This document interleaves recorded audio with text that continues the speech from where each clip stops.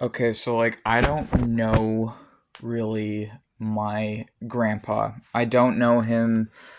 He doesn't really know me. I think that my being transgender is a point of tension between me and extended family where they don't really talk to me. I don't really talk to them. It's whatever.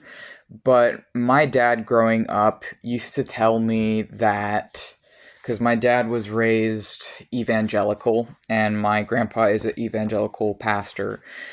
And my dad would tell me stories and different things, and he would tell me um, that my grandpa used to be suicidal before he found Christianity, and that he felt like if there wasn't any, like, I guess, higher power in the world, then there wouldn't be any real point. And when he found Christianity, it made it so he wasn't struggling with that mentally anymore. And my dad, felt like, would say it in a somewhat mocking way, where he's like, and he couldn't accept that maybe there isn't a higher power, and that possibility, like, he needed something like that to live. And I felt like my dad, as an atheist, was sort of like, oh well, I don't need that, and so I'm better than that. And so I was raised half evangelical, half atheist, half anti-theist type of atheist, which is like the polar opposite. And I spent half my childhood up until around 8 or 9. I was raised evangelical Christian, and then I was deconverted and raised anti-theist atheist from that point on. And then I stopped being an atheist at 20. I started doing witchcraft. I summoned my first Jinni at 20. And I have, well, no, at 21. Excuse me. I summoned my first Jinni at 21. I was just becoming aware of the spirit world at 20. I wasn't really practicing too much. It was very minimal, very basic. 21 is when I actually started really doing witchcraft and stuff. I didn't label myself a witch, though. I didn't use any labels. I was very, I guess, closed off from the rest of the world, private in myself and in my spirituality as I was discovering it. And then New Year's of 2023 is when I did my wizard's initiation ceremony, declared myself a theistic Satanist and a sorcerer and wizard on the left-hand path and chaos magician, doing a ceremony where I invoked the powers of multiple different demons to be at my side, as well as the angel Azrael was present for that. And that was really the start of me delving into specifically the left-hand path, and more approaching my faith as a direct sort of combat with the, I guess, internal turmoil that I was experiencing at that time, and really delving into my own shadow and shadow work, hardcore. And over the course of 2023, I fell into and out of a couple different cults, one of which I had actually been in during 2022. And I've talked a bit about that in my other videos, so I'm not going to talk about it here. During 2021, I actually, well, 2020 to 2021, 2020 to 2021, since I had been coming from a half Christian, half atheist background, I did briefly start going to churches. I did start going to churches again. I went to just whatever was closest, like geographically closest to where I live. So I started going to a Mormon church for a time because it was just literally what was closest to me. I didn't really know anything about it. I now have a friend who is a survivor of that stuff, who was in it for like decades, who knows that that is a cult, and they got out of that, and they have a very similar, I would say, history to my own, but in very different ways.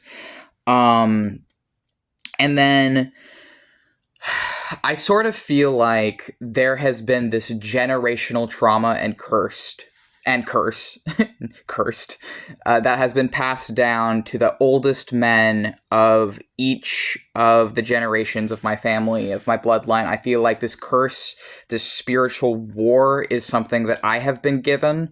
I feel that it's something my father has been given. I feel that it's something my grandfather has been given, although I don't really know him again. And I feel like this generational curse of the spiritual war has also been passed, I would imagine, to my great-grandfather. And I have mentioned it before, but I rarely say, but I have actually had experiences where the ghost of my great-grandfather has sort of continuously reached out to me on the full moon, and not anymore really, but they were talking to me for some time, sort of like giving me guidance. And although I don't really know my great grandfather, or I didn't know him when he was alive, I've connected to him in to his ghost, or his ghost is connected to me somewhat and given me advice and different perspectives. And I feel like my grandfather's response to this dilemma, this paradox, this generational curse, was to become an evangelical Christian pastor. I feel like my father's response to it was to become a hardcore anti-theist atheist. And I, as my father's oldest son, I've responded to it by becoming a theistic Satanist. My response to this poison, this sickness in my blood that has caused so much suffering, that I think really is probably a byproduct, or the leftovers from the past of this country and other things.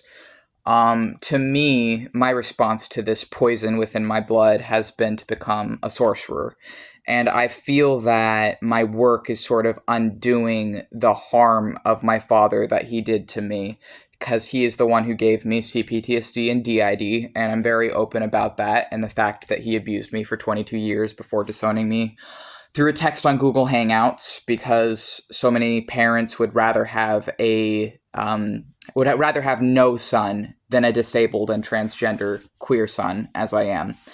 And he couldn't handle my disabilities. He couldn't handle my autism. So he disowned me the same month that I got on SSI for my autism. And that's whatever. So I don't talk to my dad at all. I don't talk to my grandpa at all. I suspect that my grandparents on both sides don't give a shit about me really, because I'm transgender, and that it's sort of all performative, and they don't really see me as a man or accept me as who I am. Adding all the other crap on top of that only complicates things even further.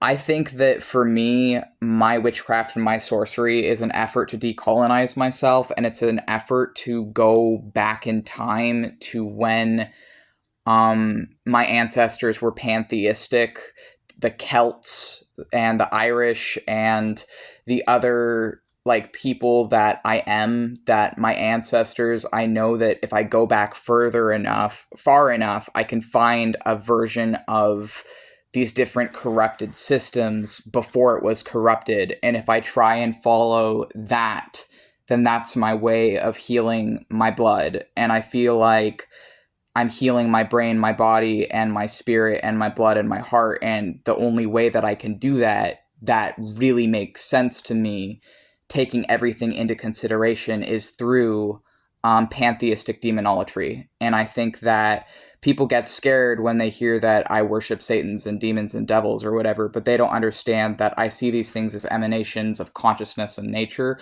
but also that's what they were historically.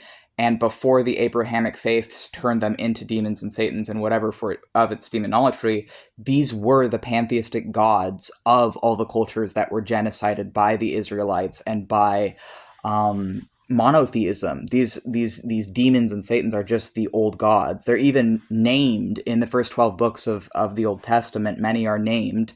It mentions the children of Belial is one line. Astaroth, Dagon, Leviathan.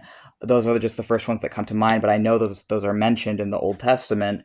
And those beings that are called like false gods or old gods are what became the demons of demonolatry, but they were really just the gods of different cultures that were around when the Israelites were around. And so I truly believe that the only actual way to spiritually heal myself is in worshiping the gods that are written off as the enemy of or enemies of the god that has seemingly been the source of so much pain and strife in the men of my, I guess, family. And I'm sort of completely cut off from my family. And I think that that's a good thing because I need to be cut off in order to do my spiritual work. And I need to be cut off in order to actually live my life in peace and find myself spiritually. And I think that if I ever were to convert to Christianity, I'd ironically enough be a Catholic. But I definitely don't see that happening, and I definitely find my spiritual work spiritually fulfilling, and it's really all I feel like I need. It's been helping me through the absolutely fucking awful last few months that I have had. My faith has been my rock, and I know that my gods are there for me, and I think that for me, my witchcraft is a way of trying to heal myself. And I think that the reason my father rejected me is because I was a reminder of his own pain from his own father. And I think that the reason my father was rejected by his father is the same kind of thing. And I don't know further than that, but it seems like this is really a generational trauma type thing that I have to carry and I have to solve so that I don't pass it on to the future generation, so that I don't pass on my shit to Gen Alpha and Gen what is the one after that? I don't even Zeta or Beta. I don't even know. But it's like I don't want to. I don't know who the hell is naming these generations. It's dumb. But but essentially, what I'm saying is like I have to do sorcery to heal myself and to heal my blood, and I know that it's working, and I know that it's what I need. But I think that the reason that it's gotten to where it is because it seems like there has been generations of harm within my blood that I'm trying to do my part. I'm trying to find my own way of dealing with it. And I guess my father's way was to cut himself off from it entirely. My grandfather's way was to become an evangelical pastor. I don't know about my great grandfather outside of what he's shared to me as a ghost. And I know that for me, sorcery is what I need in order to be fulfilled and spiritually happy in my life.